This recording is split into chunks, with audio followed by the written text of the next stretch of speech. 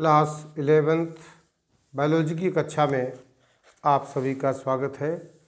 Chapter number 8 cell unit of life के बारे में आपको पढ़ा रहे थे। आपकी स्क्रीन पर प्लांट सेल और एनिमल सेल के स्ट्रक्चर बने हैं।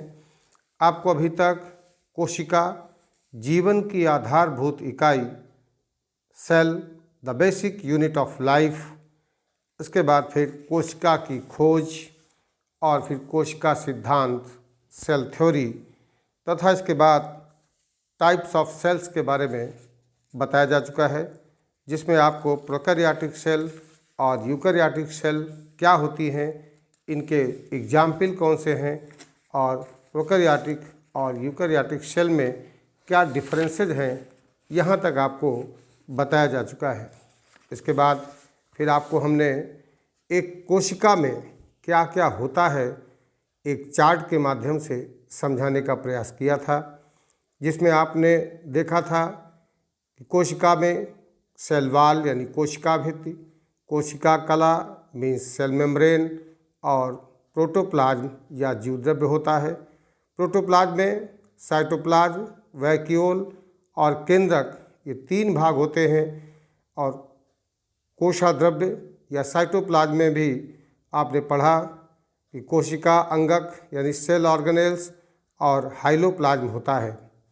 कोशिका अंगक में कुछ कोशिकांगक ऐसे हैं जो कलायुक्त कोशिकांगक थे, जिनके नाम एंडोप्लाज्मिक रेटिकुलम अर्थात अंतःपदवीय जालिका, गाल्जी कॉम्प्लेक्स, लाइसोसोम, माइटोकॉन्ड्रिया और क्लोरोप्लास्ट होते हैं। जबकि कलाविहीन कोशिकांगों के बारे में आपको बताया कि राइबोसोम, सेंट्रोसोम और माइक्रोबॉडीज ये सब आते हैं।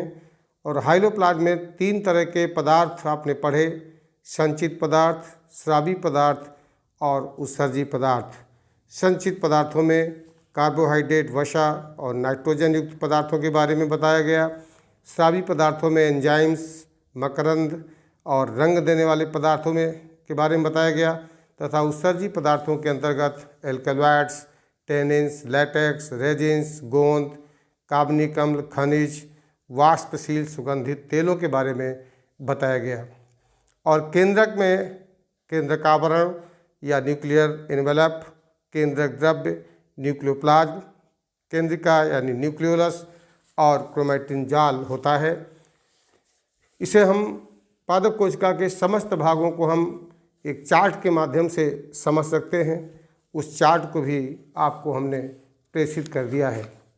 अब कोशिका के भागों में सबसे पहले हमने आपको कोशिका भित्ति के बारे में बताया था कि कोशिका भित्ति क्या होती है और कोशिका भित्ति के कार्य क्या होते हैं एक कोशिका के लिए।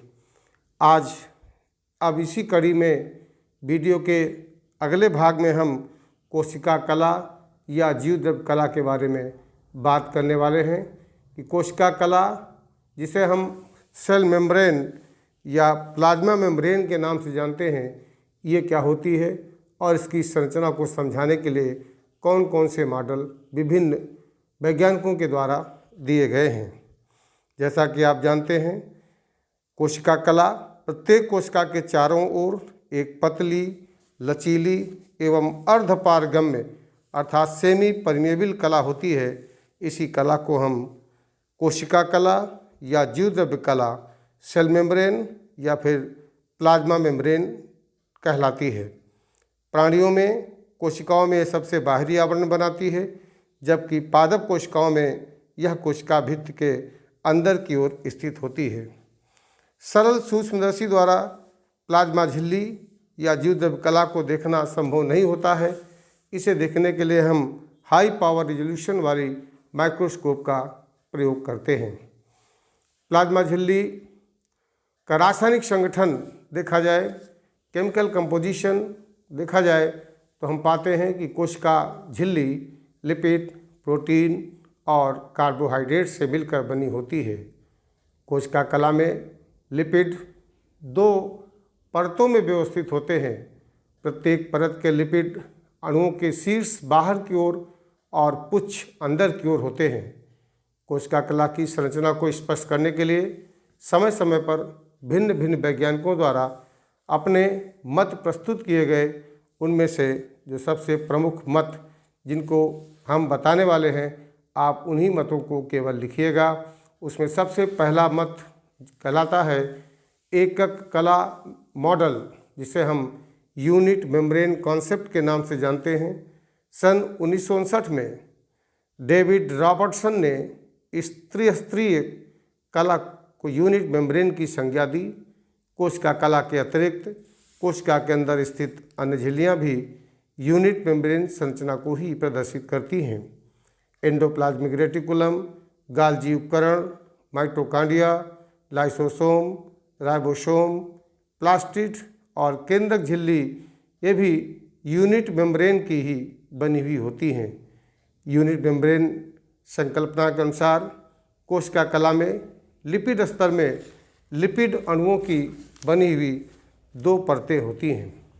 इस तरह से हम यूनिट मेम्ब्रेन मॉडल, जिसे कि रॉबर्टसन ने दिया था, उसके आधार पर हम कोशिका कला की संरचना को समझ सकते हैं। इसके बाद एक दूसरा महत्वपूर्ण मॉडल तरल मोज़ेक मॉडल दिया गया, जिसे हम फ्लूइड मोज़ेक मॉडल के नाम से जानते हैं। यह भी कोशिका कला की संरचना को समझाने के लिए दिया गया मॉडल है। इस मॉडल को सिंगर और निकोलसन ने 1972 में दिया था। इनके अनुसार कोशिका झिल्ली के मध्य में लिपिड की द्विआण्विक परत होती है, जबकि झिल्ली में उपस्थित प्रोटीन 2 रूपों में व्यवस्थित होती है। पहली प्रोटीन परिधीय प्रोटीन या बाह्य प्रोटीन कहलाती है, जो कि लिपिड द्विपरत के बाहर की ओर व्यवस्थित रहती है, जबकि दूसरी प्रोटीन आंतरिक या समाकल प्रोटीन कहलाती है, जो कि लिपिड के स्तरों के मध्य ऊर्ध्व में स्थित होती है। समाकल प्रोटीन अस्थिर और गतिमान होती है। इनमें वाहक प्रोटीन यानी कैरियर प्रोटीन मिलते हैं। बाह्य प्रोटीन के साथ कभी कभी ओलिगोसैकेराइड श्रृंखला में जुड़ी रहती है। इन्हें ग्लाइकोप्रोटीन अर्थात प्रोटीन और कार्बोहाइड्रेट कहते हैं। कभी कभी लिपिड द्विपरत के साथ शर्करा जुड़ी रहती है, तब इसे हम ग्लाइकोलिपिड या लिपिड प्लस कार्बोहाइड्रेट के नाम से जानते हैं। तो कोशिका कला के संरचना को समझाने के लिए कई मॉडल दिए हैं, लेकिन हमें केवल यूनिट मेम्ब्रेन मॉडल, जिसे हम एकक कला मॉडल के नाम से जानते हैं, जो रॉबर्टसन ने दिया था, और दूसरा तरल मोज़ेक मॉडल, जिसे सिंगर और निकोलसन ने 1972 में दिया था। केवल 2 ही मॉडल को हमें कंसीडर करना है। दाहिनी तरफ जो स्ट्रक्चर बना है वो यूनिट मेम्ब्रेन मॉडल का स्ट्रक्चर है। इसे आपको अपनी कॉपी में बना लेना है। और दूसरा जो मॉडल दिया है वो फ्लूइड मोज़ेक मॉडल है, तरल मोज़ेक मॉडल है, जिसे सिंगर और निकोलसन ने दिया है। ये दोनों मॉडल अत्यंत महत्वपूर्ण मॉडल हैं। फ्लूइड मोज़ेक मॉडल का भी डायग्राम आपको अपनी कॉपी में इसी के साथ बनाना होगा। फिर आता है कोशिका झिल्ली के कार्य क्या होते हैं, फंक्शंस ऑफ प्लाज्मा मेम्ब्रेन। तो कोशिका झिल्ली के कार्यों की बात की जाए तो सबसे पहला कार्य होता है कि यह कोशिका में पदार्थों के आवागमन को सुनिश्चित करता है।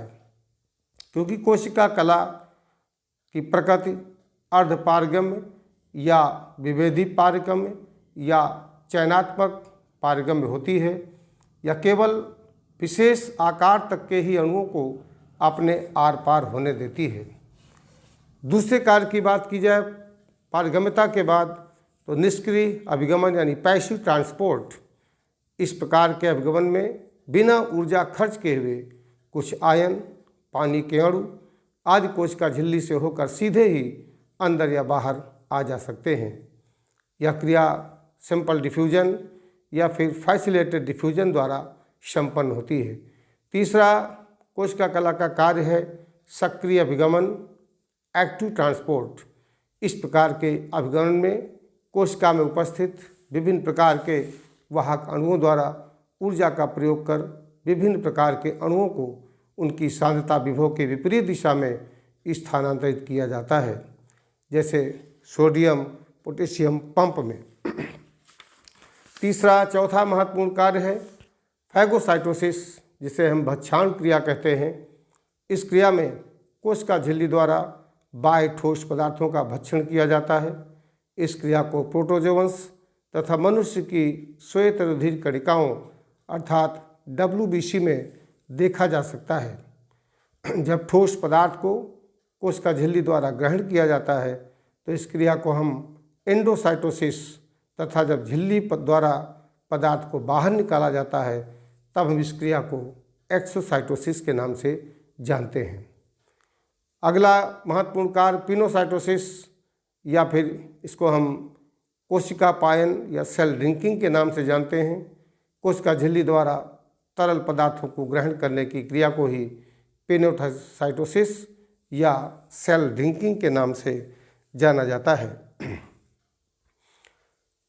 पिनोसाइटोसिस और फैगोसाइटोसिस को सम्मिलित रूप से हम बल्क ट्रांसपोर्ट के नाम से जानते हैं।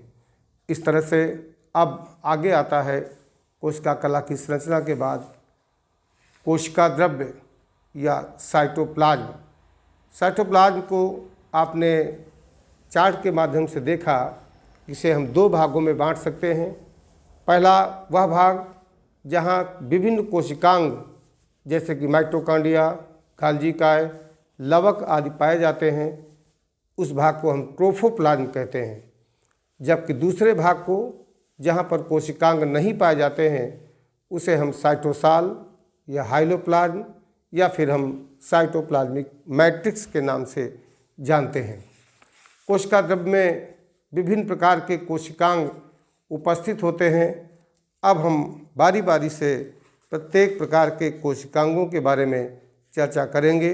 कौन कौन से कोशिकांग होते हैं, उस कोशिकांग की संरचना कैसी होती है और उस कोशिकांग के कार्य क्या होते हैं, इनके बारे में हम सबको जानना आवश्यक होता है। सबसे पहला हम लेते हैं वैक्यूल या रसधानी के नाम से जानते हैं। रसधानी एकल कला वाला कोशिकांग है। इसके आवरण को बहुत ही इम्पॉर्टेंट है कि रसधानी के आवरण को क्या कहा जाता है, तो इसके आवरण को टोनोप्लास्ट कहा जाता है। टोनोप्लास्ट के बारे में पूछा जाता है कि टोनोप्लास्ट क्या है, तो यह वैक्यूल का आवरण कहलाता है। पौधों की कोशिकाओं में रिक्तिका 90% स्थान घेरती हैं। कहने का तात्पर्य हुआ कि पादप कोशिकाओं की रिक्तिकाओं का साइज बड़ा होता है, जबकि जंतु कोशिका में या तो रिक्तिका होती नहीं है या रिक्तिका का साइज बहुत छोटा होता है। रिक्तिका के अंदर पाए जाने वाले द्रव्य को हम सेल सैप या कोशिका रस कहते हैं, और इस सैप में ग्लूकोज, सुक्रोज, विभिन्न प्रकार के खनिज लवण, अमीनो अम्ल, कार्बनिक अम्ल इत्यादि तथा अन्य उत्पाद जो कोशिका के लिए उपयोगी नहीं हैं वह भी इसमें उपस्थित होते हैं। अमीबा में स्ट्रक्चर में आपने देखा था कंट्रेक्टाइल वैक्यूल का नाम आया था, जिसका काम परासरण नियंत्रण होता है, उत्सर्जन का काम भी करता है। तो इस तरह से एक बड़ा वैक्यूल देखने को मिलता है। अब अगला जो महत्वपूर्ण कोशिकांग है वह है अंतःपदब्बी जालिका, जिसे हम एंडोप्लाज्मिक रेटिकुलम के नाम से जानते हैं, और इसे शार्ट में हम ER लिखते हैं। एंडोप्लाज्मिक रेटिकुलम केवल यूकेरियोटिक कोशिकाओं में ही पाया जाता है, और इसका वर्णन सबसे पहले KR पोर्टर ने सन 1945 में किया था। नाम याद रखिएगा, KR पोर्टर ने इन्होंने 1945 में इसका अध्ययन किया था। सर्वप्रथम इसका नाम दिया था। यह एक नलिकावत जालिका तंत्र है जो केंद्रक से सटा हुआ होता है, और इसकी खोज अभी हमने आपको बताया है कि पोर्टर ने इसको खोजा था और 1945 में इसकी खोज की थी। अंतःपदब्बी जालिका के कारण अंतःकोश की स्थान 2 स्थानों में बढ़ जाता है। अंतःपदब्बी जालिका के अंदर का स्थान ल्यूमिनल और इसके बाहर का स्थान एक्स्ट्रा ल्यूमिनल होता है। अंतःपदवी जालिका की संरचना की बात की जाए तो इसकी संरचना मुख्य रूप से सिस्टर्नी, थैलियाँ और नलिकाओं के माध्यम से होती है। सिस्टर्नी, वेस्किल्स एंड ट्यूब्यूल्स, 3 प्रकार की रचनाओं से मिलकर अंतःपदवी जालिका का निर्माण होता है। जैसा कि स्क्रीन पर बनी हुई संरचना को आप देख सकते हैं, केंद्रक से सटी हुई नलिकाओं, थैलियों और सिस्टर्नी से बनी हुई संरचना होती है। अंतःपदवी जालिका को 2 भागों में हम बांट सकते हैं, अर्थात इसके 2 प्रकार हो सकते हैं। पहला कणिका रहित या चिकनी अंतःपदवी जालिका, जिसे हम ग्रैनुलर और स्मूथ एंडोप्लाज्मिक रेटिकुलम या सार्कोप्लाज्म कहते हैं। इन पर राइबोसोम नहीं पाए जाते हैं, इसी के कारण इनकी सतह चिकनी और सपाट होती है। इनका मुख्य कार्य लिपिड का संश्लेषण करना है या लिपिड संश्लेषण करने वाली कोशिकाओं जैसे कि लीवर सेल्स, रेखित पेशी कोशिकाओं, वसा कोशिकाओं में प्रमुख रूप से पाई जाती हैं। और इसी का दूसरा रूप होता है कणिकामय अंतःपदवी जालिका, ग्रैनुलर और रफ वॉल्ड अंतःपदवी जालिका। ग्रैनुलर नाम से स्पष्ट है कि इस प्रकार की जालिका की कलाओं पर राइबोसोम लगे होने के कारण इसकी सरफेस रफ हो जाती है और चूंकि सतह पर राइबोसोम पाए जाते हैं और राइबोसोम का प्रमुख कार्य प्रोटीन संश्लेषण होता है, इसलिए ये अंतःपदवी जालिका उन कोशिकाओं में बहुतायत में मिलती हैं जो प्रोटीन संश्लेषण में भाग लेती हैं, जैसे कि अग्नाशयी कोशिकाएं, प्लाज्मा कोशिकाएं, गोबलेट सेल्स इत्यादि में ये बहुतायत में उपस्थित होती हैं। और अंतःपदवी जालिका जो रफ वॉल्ड होती है, इसका भी प्रमुख कार्य प्रोटीन संश्लेषण होता है। कोशिका की आवश्यकता अनुसार कणिकामय तथा अकणिकामय अर्थात स्मूथ वॉल्ड और रफ वॉल्ड अंतःपदवी जालिकाएं एक दूसरे में परिवर्तित होती रहती हैं। अंतःपदवी जालिका के रासायनिक संगठन की बात की जाए तो इसमें 35% लिपिड, 70% फास्फोलिपिड पाया जाता है और मुख्य फास्फोलिपिड लेसिथिन और सिफेलिन होते हैं। ध्यान रखिएगा, इसमें पाए जाने वाले मुख्य फास्फोलिपिड लेसिथिन और सिफेलिन होते हैं। अंतःपदवी जालिका के कार्यों की बात की जाए तो आपने देखा कि इसका प्रमुख कार्य मुख्य रूप से प्रोटीन संश्लेषण करना होता है, क्योंकि रफ वॉल्ड एंडोप्लाज्मिक रेटिकुलम होती है, उसमें राइबोसोम पाए जाते हैं और राइबोसोम का प्रमुख कार्य प्रोटीन संश्लेषण होता है। ये प्रोटीन कोशिका की वृद्धि और विकास के लिए भी आवश्यक होते हैं। दूसरा इसका कार्य कह सकते हैं लिपिड संश्लेषण। अकणिकामय अंतःपदवी जालिका पर लिपिड संश्लेषण की क्रिया होती है।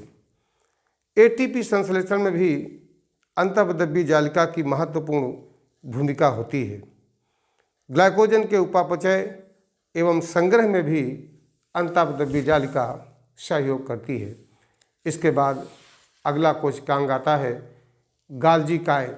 जैसा कि आप अपनी स्क्रीन पर इसके स्ट्रक्चर को देख रहे हैं, इसे हम कई नामों से जानते हैं, जैसे कि गोल्गी बॉडी, गोल्गी अपरेटस या गोल्गी कॉम्प्लेक्स, या फिर हम लाइपोन्ड्रिया के नाम से भी जानते हैं। इसकी खोजकर्ता के नाम पर इसका नाम गाल्जी रखा है, क्योंकि इसकी खोज कैमिलो गाल्गी ने की थी और इस पादप कोशिकाओं में इसे डिक्टियोसोम कहा जाता है।